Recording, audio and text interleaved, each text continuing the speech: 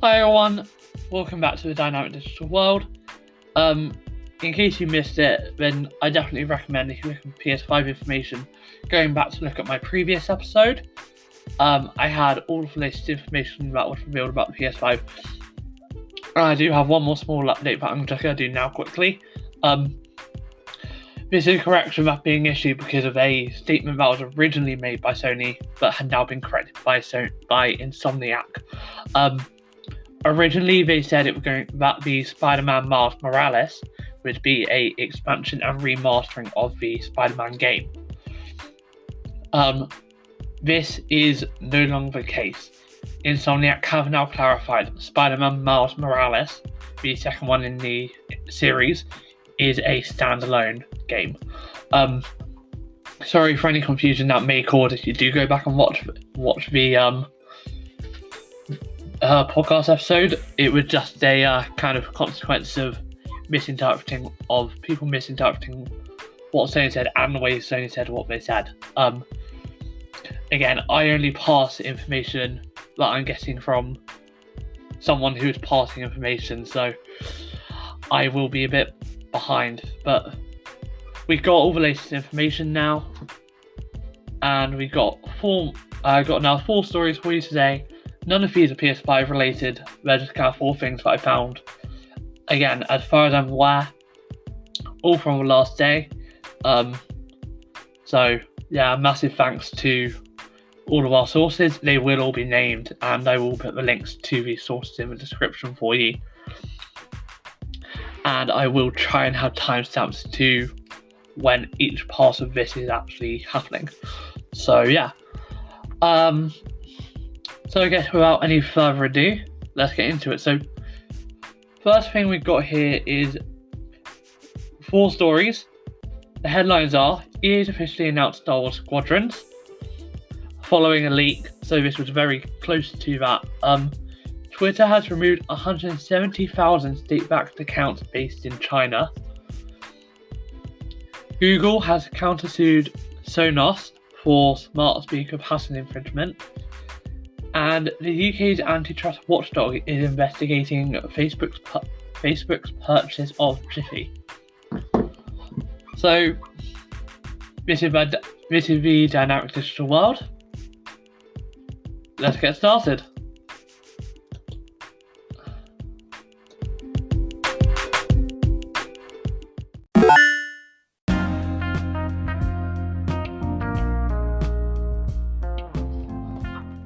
Okay, so our first story today is thankfully from Engadget, so very reliable source, very trustworthy.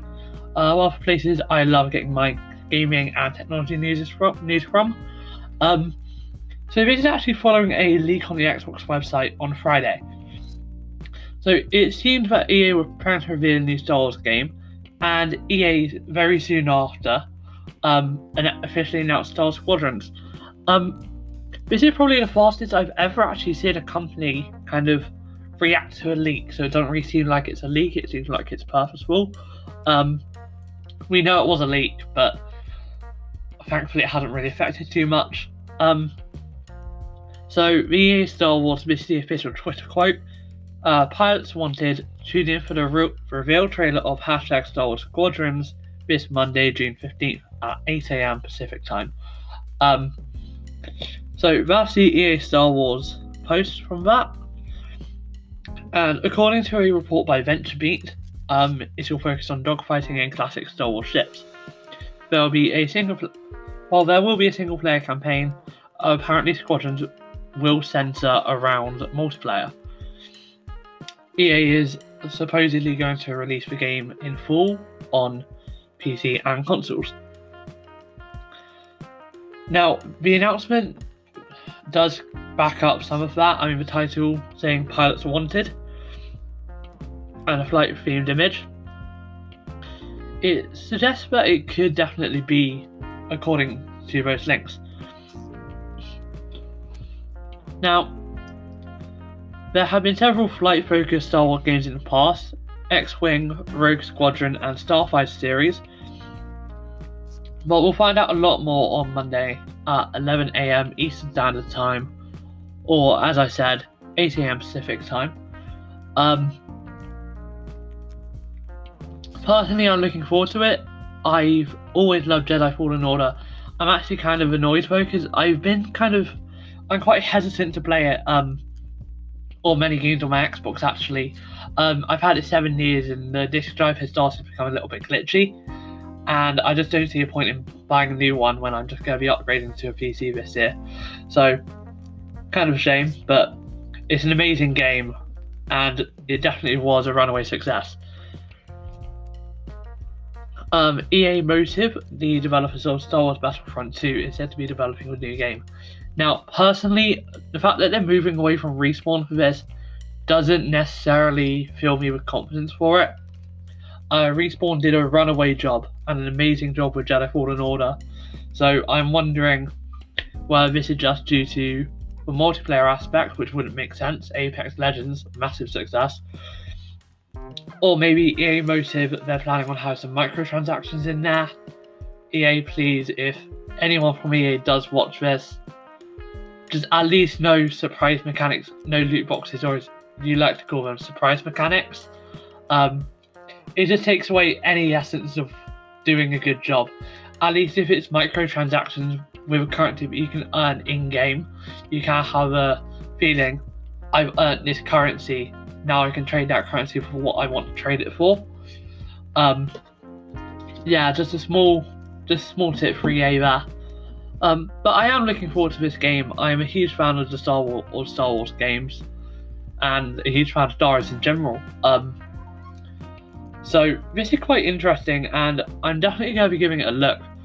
I might even make a review of it. It'll probably be a podcast review.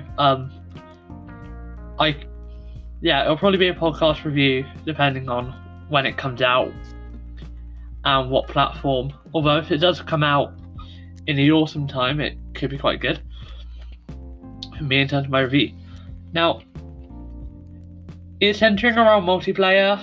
I mean, that's very similar to a Battlefront, so I guess we could expect a Battlefront kind of aesthetic to it, except it's more focused on the air battles.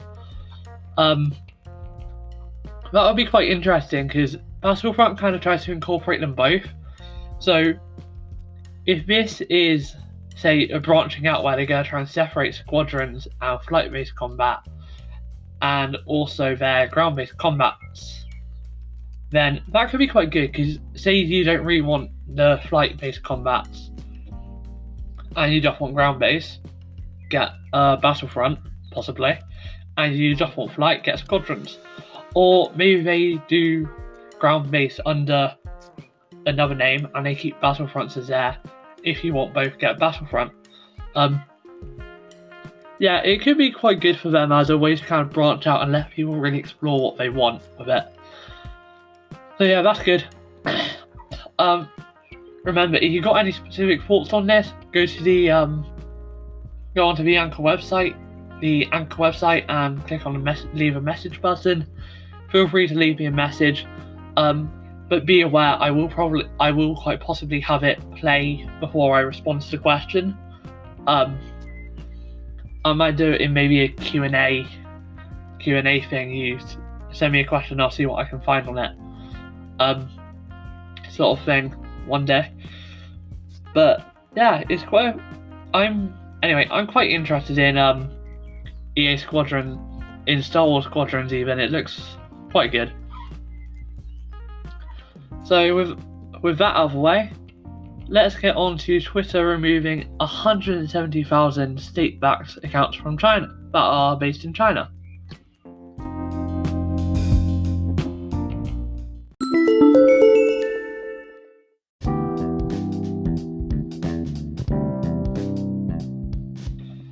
Okay, so Twitter have announced that they are removing 170,000 accounts.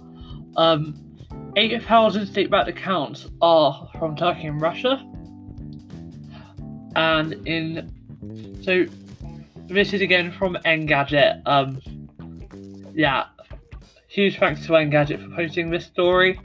In the latest tweet, Twitter's removed 32,242 state-linked accounts with ties to People's Republic of China, Russia, and Turkey. All of the accounts violated Twitter's platform manipulation policies, is what they wrote. What the company wrote in a blog post. They will be recorded in an archive of state-linked information operations, which Twitter claims is the only archive of its kind in the industry.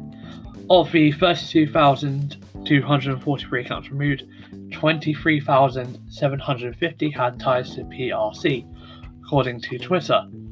They were primarily spreading geopolitical narratives favouring the Communist Party of China and pushing deceptive narratives about dynamics in Hong Kong.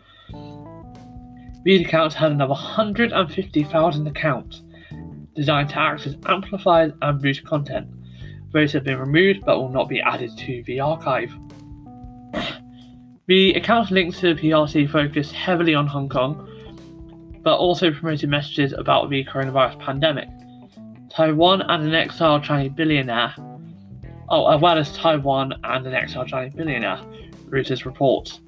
The account reportedly has ties to another state-backed operation that Twitter, Facebook, and YouTube had all removed last year, all spreading misinformation about Hong Kong. This is Twitter's official tweet on the situation. Start quote, "We're disclosing new state-linked information operations to our public archive, the only one of its kind in the industry, originating from the People's Republic of China, Russia, and Turkey. All associated accounts and content have been removed." End quote. A network of 7,340 accounts from Turkey were also removed and archived. Twitter said they were amplifying political narratives favourable of AK Party and demonstrated to the AK Party and demonstrated strong support for President Erdogan. Another 1,152 accounts with ties to Current Policy, a Russian media website engaging in state-backed political propaganda, were also removed and archived. Twitter says these accounts promoted the United Russia Party and attacked political dissidents. This is not the first suite of state-backed accounts that Twitter has performed. Facebook and Google have also banned misleading and state-backed information campaigns. Facebook recently began labeling media from state-controlled outlets, and Twitter recognizes this as an ongoing issue and says its goal is to remove bad faith actors and advance public understanding of critical topics. I'm glad to see that they're taking action on these sorts of things. I didn't realise just how big this was actually until I saw this article. Definitely good to see Twitter and Google and Facebook all taking action on this, as it could be devastating to not just America but also to Britain and indeed the rest of the world, as it could possibly have the ability to change the geopolitical landscape. Now, the fact that Twitter is also archiving these accounts is also useful, as it does allow us to have a kind of way to look back at things in our history. Again, it's important that we don't remove it so we can learn from it. Now, Twitter have got a blog post, and I will link that in the description, as I think that could be good for people to view, say, if they want to find out more information themselves. Now, Reuters are the ones that are reporting, the account reportedly had ties to another state-backed operation.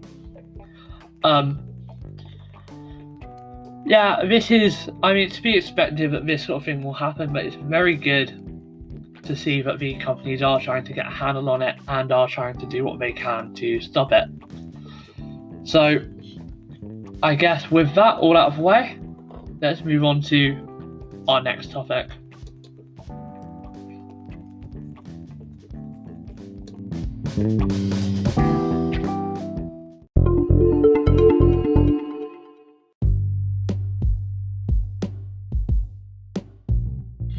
Okay, so this is again from Engadget. really active today, actually, with their reporting. I didn't realise how many stories we put out a day. This is on Google versus Sonos. If you didn't hear, earlier this year in January of this year, Sonos sued Google for patent infringement after collaborating with Google for several years. Sonos has claimed that Google gained knowledge of their technology and used it to develop its own speaker line. In return, Google has now said Sonos has made false claims about shared work and alleged that Sonos is using Google's search, software, networking, audio processing, and other technology without paying a license fee. While Google rarely sues other companies for patent infringement, while Google rarely sues other companies for patent infringement, it must assert its intellectual property rights here, end quote, is what Google wrote in their complaint. Now, not long after Sonos filed their lawsuit, the US International Trade Commission voted to launch an investigation into whether Google imported speakers that infringed Sonos patents. Sonos wants it to issue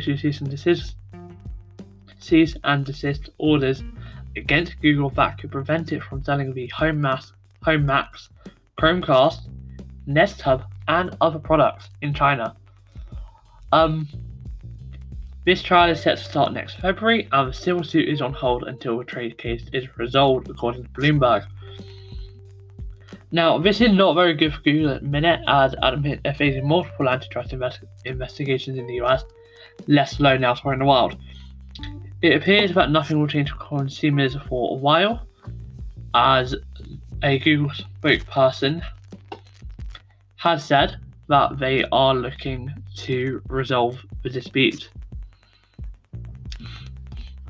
That's kind of everything on that, really. It's quite interesting, though, because obviously Sonos, I really do hope I'm pronouncing that right, Sonos does use Google technology in their speakers with their Google Assistant lines. So Google actually have a clear path for winning on this, especially if they're not charging this.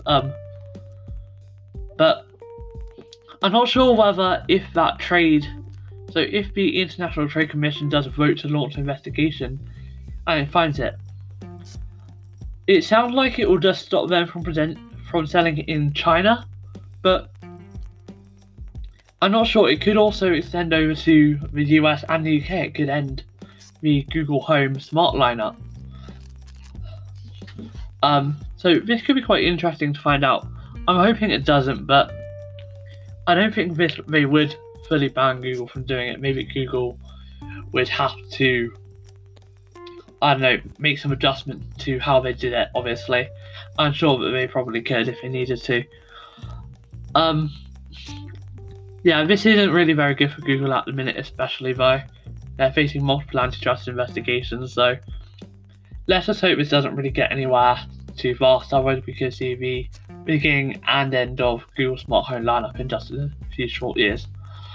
Okay, let's go on to our final topic today, and how the UK's watchdog is investigating Facebook for its purchase of Giphy.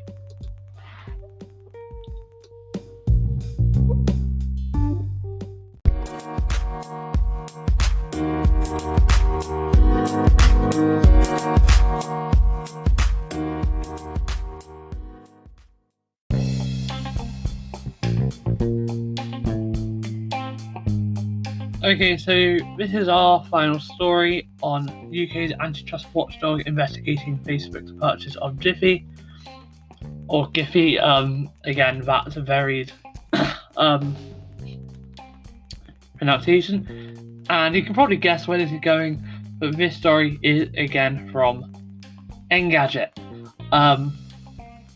They have done an amazing job with reporting over the last however many hours that they've been reporting these sorts of stories for. So last month, Facebook brought Giphy or Giphy. There's two ways to pronounce it. I'm going to be calling it. Oh my god, it's actually really hard to decide which one you think it is. I'm still not sure. I'm going to call it Giphy. I'm going to say Giphy.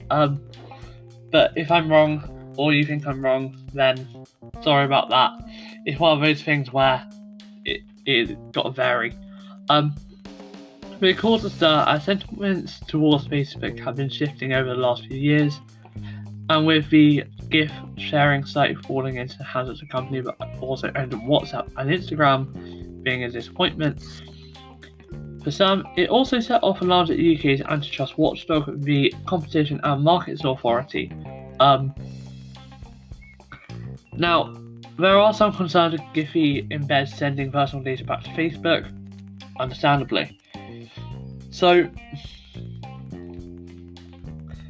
they have started to form the CMA, Competition and Markets Authority, we can remember CMA from now on, have officially launched a formal investigation and have stopped Facebook from continuing with any activities related to the acquisition. They believe that Facebook may have broken antitrust law and hope to determine that if it did, further the creation of that situation may be expected to result in a substantial lessening of competition within a market or markets in the United Kingdom. Now, both Facebook and Giphy have confirmed they will comply with the CMA's order to halt activities related to the deal without written consent. A report from TechCrunch notes that the CMA has investigated Facebook mergers before, but never completely derailed anything. The group is currently asking interested parties to comment and provide information, and are going to be taking a deeper dive next month. Hopefully it will bring some clarity into Facebook's acquisition of a popular gift sharing service. This is a pretty open and shut sort of article. Basically, people don't really like that Facebook is taking control of Giphy now. To be honest, I'm not sure how I feel about it myself. Facebook has a lot of power in the market, especially as time goes on. They're the most dominant social media platform. They're a very big company, and with ongoing privacy issues and security breaches at Facebook, I think it is definitely right that the CMA does take a look at these sorts of things and make sure that it's not actually going to be damaging for consumers or other businesses. Now, I do doubt though that anything will come of this. It seems pretty open and shut. Facebook actually paid $400 million for the gift sharing site, so that alone kind of shows you just how big of a purchase this was for them, and if they're willing to pay that amount of money, they probably just brought it legitimately. The only thing I can think of is if it does lessen competition in the market or damage the market somehow. So, this is obviously, we'll see how this turns out next month. I'll try and keep you updated on this with stories whenever I find stuff out about it. But, I don't really think this is going to go anywhere personally. Who knows though, maybe we could see Facebook's first hurdle on this being done by the UK. So that's kind of all of our stories for today. I'll be back again tomorrow with hopefully another 4 episodes. Possibly all from Engadget again. Who knows, we could have a couple of Verge stories in next time. I guess we'll just find out when it comes to it. Thanks for listening. I hope you've enjoyed this episode. If you have, then please do make sure you're following on whatever platform you're listening on. We are now on TuneIn. It's official. I searched it today to double check we are on there. We are on there. So if you do prefer TuneIn, go ahead and search us and follow us on there. Of course, if you want to do the RSS feed, there is a link on the Anchor website. The Anchor website will be linked in the description. It has links to all of the other platforms that we are available on. So, Apple Podcast should be coming soon. I think we got another 2 days up to about Tuesday next week, and we should definitely be on Apple Podcasts, if the last I heard. I also actually want to say a huge thanks to Apple for getting back to me about that. I was kind of confused when it first went to submit, and it turned out it had already been submitted. Turns out Anchor, also a huge thanks to you for auto submitting. Definitely recommend, if you are interested in making a podcast, go with Anchor. They've been my distributors for my last 2 podcasts, including this one, and will probably remain to be my distributors for any following podcasts that come from this series. So without any further ado, thanks for watching, or listening I should say. I will see you in the next episode tomorrow.